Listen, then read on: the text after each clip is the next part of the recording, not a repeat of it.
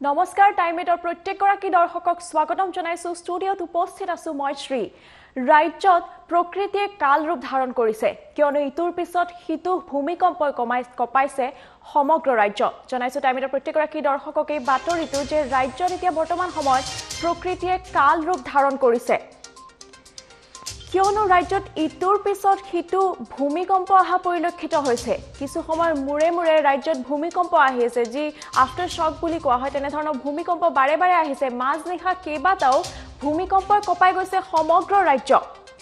নিশাটোৰ ভিতৰতে ৫টাকৈ ভূমিকম্পই জুকাৰি গৈছে সমগ্ৰ ৰাজ্য নিশা 12:24 2.6 প্ৰাবল্যৰ ভূমিকম্পৰ জুকাৰণি দিয়ে প্ৰথমটো জুকাৰণি হেতু তাৰ পিছতে ভূমিকম্পৰ অভিকেন্দ্ৰ সেই ভূমিকম্পৰ অভিকেন্দ্ৰ আছিল তেজপুৰ তাৰ পিছত ইটোৰ পিছত হিতু ভূমিকম্প আহে ভূমিকম্পৰ অভিকেন্দ্ৰ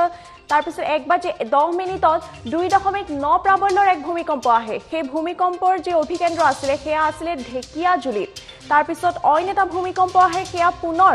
1:20 অনুভৱ হয় সেই ভূমিকম্পটোৰ জুকাৰণি আৰু ইয়াৰ প্ৰাবল্য কিছু বেছি আছিল কাৰণ ইয়াৰ প্ৰাবল্য আছিল 4.8 প্ৰাবল্যৰ ভূমিকম্প আছিল আৰু সেই ভূমিকম্পৰ অভিকেন্দ্ৰ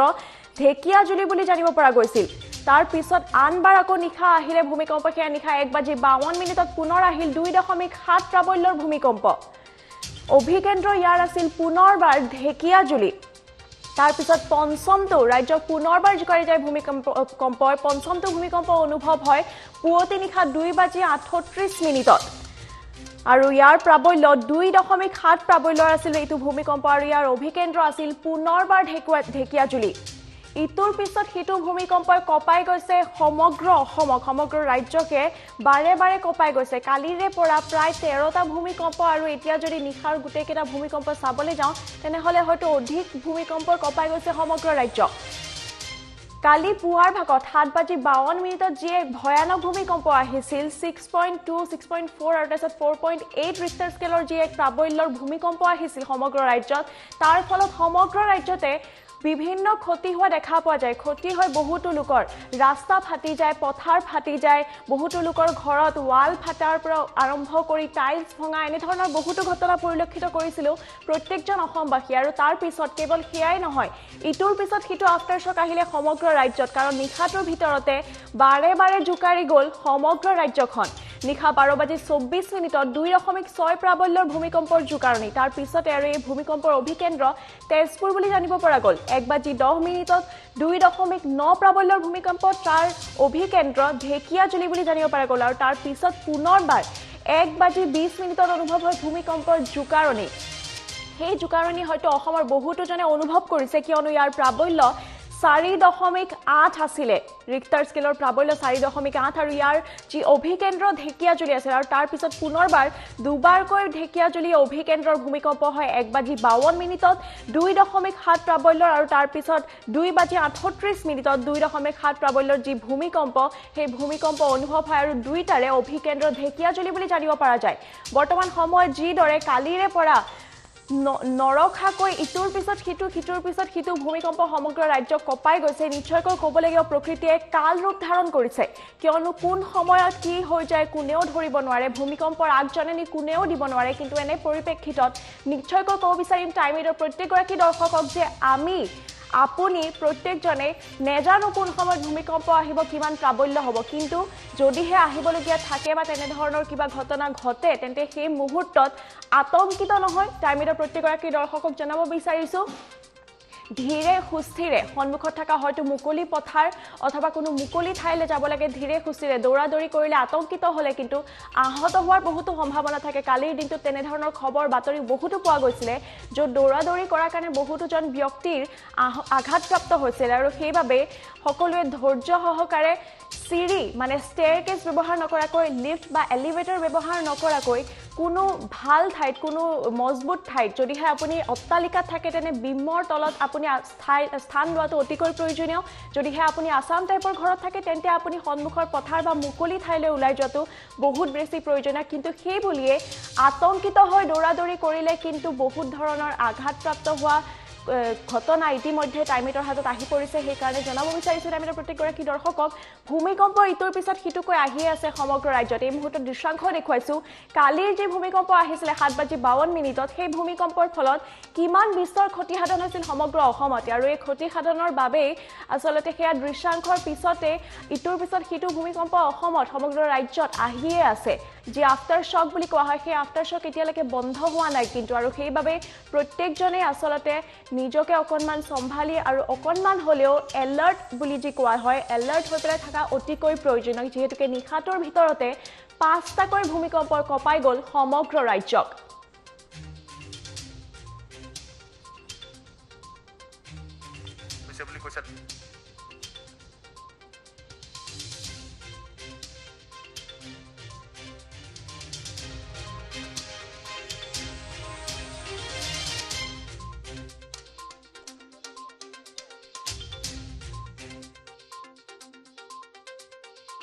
ৰিক্টাৰ স্কেলৰ যি ভূমিকম্পৰ প্ৰাবল্য হয় তাৰ ফলত সমগ্ৰ ৰাজ্যতে বহুত ক্ষতিসাধন হয় আৰু বহুতো লোক আতংকিত হৈ যায় কিন্তু তাৰ মাজতো এয়া দৃশ্য দেখুৱাইছোঁ কালি এয়া বন্দী হৈছিলে চিচিটিভিত নগাঁও যি ভূমিকম্প আহিছিলে কালি পুৱাৰ ভাগতে এয়া চিচিটিভি ফুটেজ বন্দী হৈছিলে নগাঁৱৰ দৃশ্য কিন্তু তাৰ পিছতে ভূমিকম্প কিন্তু ৰৈ নগ'ল ইটোৰ পিছত সিটো ভূমিকম্প কঁপাই গৈছে সমগ্ৰ ৰাজ্য আৰু সেইবাবে বৰ্তমান সময়ত জনাব বিচাৰিছোঁ নিশাটোৰ ভিতৰতে 5টাকৈ ভূমিকম্পই কঁপাই যায় সমগ্ৰ ৰাজ্যক নিশাটোত 5টাকৈ ভূমিকম্প অহাৰ প্ৰথমটো ভূমিকম্প আহিছিল 12:24 2.6 প্ৰাবল্যৰ যি ভূমিকম্প আছিল ইয়াৰ অভিকেন্দ্ৰ জানিব পৰা যায় তেজপুৰ বুলি আৰু তাৰ পিছত দ্বিতীয়টো ভূমিকম্প আহে 1:10 যি 2.9 প্ৰাবল্যৰ ভূমিকম্প তাৰ অধিকেন্দ্ৰ আছিল ঢেকিয়াজুলি বুলি জানিব পৰা যায় যিহেতুকে এই দুটা ভূমিকম্পৰ প্ৰাবল্য 2.6 আৰু 2.9 আছিল সেইবাবে এনে ধৰণৰ ভূমিকম্প অতিকৈ অনুভৱ কৰিব পৰা নাযায় যেহেতুকে ইয়াৰ প্ৰাবল্য কম আছিল কিন্তু তাৰ পিছত যিটো ভূমিকম্প আহে 1:20 হয়তো বহুতো জন ব্যক্তিয়ে শুই থকা অৱস্থাত অথবা কিবা অইন কাম কৰি থকা অৱস্থাত হলে অনুভৱ কৰিছে কাৰণ 1:20 যোনটো ভূমিকম্প আহিছিল সেই ভূমিকম্পৰ প্ৰাবল্য আছিল 4.8 আৰু ইয়াৰ অভিকেন্দ্ৰ ঢেকিয়াজুলি বুলি জানিব পৰা যায় ঢেকিয়াজুলি তাৰ পিছতে অভিকেন্দ্ৰ হৈ পেলাই পুনৰ নিশা দুবাৰকৈ ভূমিকম্প আহে যাৰ প্ৰাবল্য আছিল 2.7 সেই ভূমিকম্প আহে 1:52 আৰু 2:38 2.7 প্ৰাবল্যৰ পুনৰ আহে ভূমিকম্প আৰু এই দুইটা ভূমিকম্পৰে অভিকেন্দ্ৰ হয় ঢেকিয়াজুলি বৰ্তমান সময়ত সমগ্ৰ অসমত যিদৰে ইটোৰ পিছত সিটো ভূমিকম্পই কঁপাই গৈছে প্ৰত্যেকজন দৰ্শককে এষাৰ কথাই ক'ব বিচাৰিম আতংকিত নহ'ব কোনো সুৰক্ষিত স্থানলৈ যাব যেতিয়াই ভূমিকম্প আহে বা ভূমিকম্প অহা যেন অনুভৱ হয় কিন্তু আপোনালোকে কোনো ক্ষেত্ৰতে ইফালৰ পৰা সিফালে যদি দৌৰাদৌৰি কৰি আতংকিত হৈ যায় তেনেহ'লে কিন্তু কোনো গুৰুত্বপূৰ্ণ বা গুৰুতৰ ধৰণৰ আঘাতপ্ৰাপ্ত হোৱাৰ ঘটনা সংঘটিত হ'ব পাৰে সেয়েহে প্ৰত্যেকজন ৰাইজে আতংকিত নহয় সকলোৱে ইজনৰ পিছত সিজন ব্যক্তিয়ে আসলতে সুৰক্ষিত স্থানলৈ যোৱাটোহে অতিকৈ প্ৰয়োজনীয় হয় মই জনাইছোঁ টাইমিটৰ প্ৰত্যেকগৰাকী দৰ্শকক যে সমগ্ৰ ৰাজ্যত ইটোৰ পিছত সিটো ভূমিকম্পই কঁপাইছে কালি পুৱাৰ ভাগত যে প্ৰথমটো ভূমিকম্প আহিছিল 7:52 তাৰ পিছতে ৰাজ্যত ইটোৰ পিছত সিটো ভূমিকম্পই যেন লানি নিচিকা হ'ল যি ভূমিকম্প আহিল সেই ভূমিকম্পৰ ফলত যি ক্ষতিসাধন হ'ল কালি পুৱাৰ ভাগত অহা ভূমিকম্পৰ পিছত তাৰ পিছত যিকেইটা আফটাৰ শক বুলি কোৱা হয় আফটাৰ শক কেইটা ভূমিকম্প আহিল সেইকেইটাত যদিও একো ক্ষতিসাধন হোৱা নাই বা কোনো ধৰণৰ একো হোৱা নাই এই মুহূৰ্তত ক'ব নোৱাৰি যে পুনৰবাৰ এনে ধৰণৰ আফটাৰ শক নাহিব বুলি বা আহিব বুলিও ক'ব নোৱাৰি সেয়েহে সকলো লোক আসলতে এই বিষয়ে কিছু হ'লেও এলাৰ্ট হৈ থকাটো অতিকৈ প্ৰয়োজনীয় কাৰণ এনে ধৰণৰ ইমান বৃদ্ধি পোৱাই এইদৰে ইটোৰ পিছত সিটো ভূমিকম্প অহা আৰু লগতে আফটাৰ শকৰ লগতে যি প্ৰধান ভূমিকম্পটো আহিছিল সেই ভূমিকম্পৰ যিমান ৰিক্টাৰ স্কেলৰ প্ৰাবল্য আছিল সেই প্ৰাবল্য আসলতে বহুত বেছি আছিল আৰু এনে ধৰণৰ ভূমিকম্প যোৱা বহুত বছৰত অসমৰ কোনো ব্যক্তিয়ে কিন্তু অনুভৱ কৰা নাছিল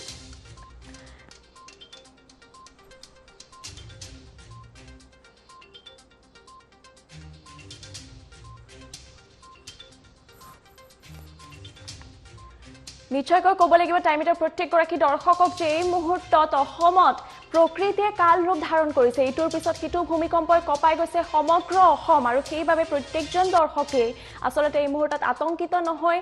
তেখেতসকল এলাৰ্ট হৈ থকাটো অতিকৈ প্ৰয়োজনীয় যেহেতুকে এইটোৰ পিছত সিটো ভূমিকম্প হৈছে কিন্তু এই মুহূৰ্তত আপোনালোকক জনাব বিচাৰিছোঁ সমগ্ৰ অসমত যেহেতুকে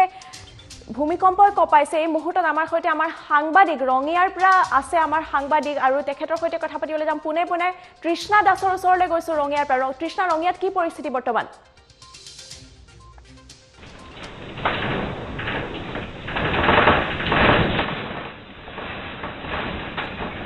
হয়, অসমত নিশা পুনৰ ১:৩০ বজাৰ পৰা ২:৩০ বজাৰ ভিতৰত তিনিটাকৈ ভূমিকম্প আহে আৰু তাৰ ফলত সমগ্ৰ অসমবাসী, সমগ্ৰ ৰাইজ আচলতে আতংকিত হৈ পৰে। আৰু মই ৰঙিয়াত উপস্থিত আছোঁ। ৰঙিয়াৰো ৰাইজ আতংকিত হৈ পৰে আৰু নিশা সকলো মানুহ আচলতে নিজৰ ঘৰৰ বাহিৰত ওলাই আহে। যিটো ১:৩০ মানত যিটো এটা ভূমিকম্প আহিছিল, সেইটোৰ জোকাৰণি আচলতে তীব্ৰ আছিল আৰু তাৰ ফলত মানুহ আৰু আতংকিত হৈ পৰে। পুৱা যি ধৰণৰ ভূমিকম্পই আচলতে আতংকময় পৰিৱেশৰ সৃষ্টি কৰিছিল আৰু ৰাইজৰ ক্ষয় ক্ষতি কৰিছিল, ঠিক তেনেদৰে ৰাতিও যিটো এটা জোকাৰণি আহে ভূমিকম্পৰ, তাতো ৰাইজসকল আতংকিত হৈ পৰে আৰু নিজৰ ঘৰৰ বাসগৃহৰ বাহিৰলৈ ওলাই আহে। আৰু তাৰ পিছতে দেখা পোৱা গ'ল ২:৩০ বজাৰ ভিতৰত আৰু দুটা ভূমিকম্প আহে আৰু সেই দুটাৰ অনুভূত হয় প্ৰায় ২:৩০ বজাৰ ভিতৰত আশে পাশে। আচলতে ক'ব লাগিব এয়া প্ৰকৃতিৰ কোনো অশনি সংকেতো হ'ব পাৰে আৰু প্ৰকৃতি যি ইতিমধ্যে কৰোনাৰ সংহাৰে তীব্ৰ ৰূপ লৈছে সমগ্ৰ বিশ্বতে, তাৰ মাজতে এয়া ভূমিকম্প, তাৰ পিছতে আকৌ ধুমুহা, শিলাবৃষ্টি, এই ধৰণৰ আচলতে প্ৰাকৃতিক দুৰ্যোগ বোলে কি সূচাব বিচাৰিছে সেয়া ৰাইজৰ মাজত তীব্ৰ চাঞ্চল্যৰ সৃষ্টি কৰিছে। আৰু ক'ব লাগিব এইবোৰ আচলতে প্ৰকৃতিৰ অশনি সংকেতো হ'ব পাৰে যে মানুহে প্ৰকৃতিৰ প্ৰতি দয়া মমতা হেৰুৱাইছে নেকি। কিছু ক্ষেত্ৰত যিহেতু গছ গছনি কাটি তহিলং কৰা পৰিলক্ষিত হয় সময়ে সময়ে, আৰু বিভিন্ন ধৰণৰ বাহন বা গাড়ীসমূহ চলি থকাৰ ফলতো যেনেকুৱা ধৰণৰ আমাৰ অক্সিজেন বা যিবিলাক প্ৰাকৃতিক গেছ আছে সেইবিলাকতো যিহেতু প্ৰদূষিত কৰে আৰু ৰঙিয়াৰ ৰাইজো আচলতে আতংকিত হৈ পৰে এই সমগ্ৰ পৰিঘটনাক লৈ। আৰু সমগ্ৰ অসমৰ লগতে ৰঙিয়াতো নিশা তিনিটাকৈ ভূমিকম্পৰ জোকাৰণি অনুভূত হয় আৰু ৰঙিয়াৰ ৰাইজে এই ক্ষেত্ৰত তীব্ৰ শংকা ব্যক্ত কৰিছে। আচলতে প্ৰকৃতিৰ কোনো অশনি সংকেত হ'ব পাৰে বুলি তেওঁলোক আশংকা ব্যক্ত কৰিছে। আপোনাক এইখিনিতে আৰু জনাব বিচাৰিছোঁ, সমগ্ৰ ৰাজ্যবাসীক যে ইটোৰ পিছত সিটো ভূমিকম্পই কঁপাইছে সমগ্ৰ ৰাজ্য। ইয়াত যে আপোনালোকক দেখুৱাইছোঁ দৃশ্যাংশ, সেয়া দৃশ্যাংশ CCTV ফুটেজত বন্দী হৈছিল। ইয়াত তেজপুৰৰ দৃশ্যাংশ। আৰু এই মুহূৰ্তত জনাব বিচাৰিছোঁ, কালি পুৱা অহা এটা ভূমিকম্পৰ পিছতে ইটোৰ পিছত সিটো ভূমিকম্পই কঁপাই গৈছে সমগ্ৰ ৰাজ্য। ৫বাৰকৈ, নিশাটোৰ ভিতৰতে ৫বাৰকৈ ভূমিকম্প আহিল। ১২:২৪ ২.৬ প্ৰাবল্যৰ ভূমিকম্পই জোকাৰে, যাৰ অভিকেন্দ্ৰ আছিল তেজপুৰ। তাৰপিছত ১:১০ ২.৯ প্ৰাবল্যৰ ভূমিকম্পই কঁপাই যায় সমগ্ৰ ৰাজ্য, যাৰ অভিকেন্দ্ৰ আছিল ঢেকিয়াজুলি। তাৰপিছত ১:২০ পুনৰবাৰ ভূমিকম্প আহে আৰু সেই ভূমিকম্পৰ জোকাৰণিৰ প্ৰাবল্য আছিল ৪.৮ আৰু ইয়াৰ অভিকেন্দ্ৰ ঢেকিয়াজুলি। তাৰপিছত নিশা পুনৰবাৰ আহে ১:৫২ ২.৭ প্ৰাবল্যৰ ভূমিকম্প, যাৰ অভিকেন্দ্ৰ পুনৰবাৰ ঢেকিয়াজুলি আৰু পুনৰ আকৌ অভিকেন্দ্ৰ ঢেকিয়াজুলিৰ ভূমিকম্প আহে পঞ্চমবাৰৰ বাবে, যিটো আহে পুৱতি নিশা আচলতে ২:৩৮, যাৰ প্ৰাবল্য ২.৭ বুলি জানিব পৰা গৈছে। সেয়েহে ৰাজ্যবাসীয়ে বৰ্তমান সময়ত আতংকিত নহয়, কোনো সুৰক্ষিত ঠাইত থকাটো অতিকৈ প্ৰয়োজনীয়, যিহেতুকে ইটোৰ পিছত সিটো ভূমিকম্পই সমগ্ৰ ৰাজ্য কঁপাই গৈছে আৰু এই মুহূৰ্তত প্ৰকৃতিয়ে কাল ৰূপ ধাৰণ কৰিছে সমগ্ৰ ৰাজ্যত।